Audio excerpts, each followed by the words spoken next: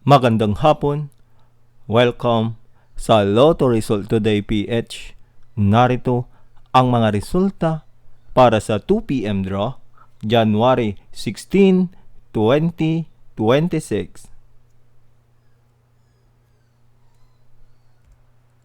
Para sa resulta ng 2D Lotto, 25 at 15.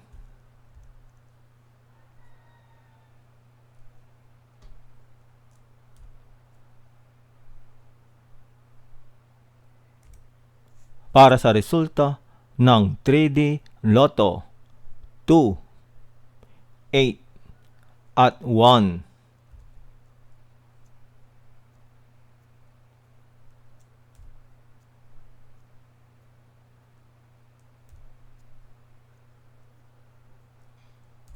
At yan ang mga resulta ngayong 2 p.m. draw. Para lagi kang updated sa mga Lotto draw result, mag-like and subscribe. Maraming salamat po sa panonood.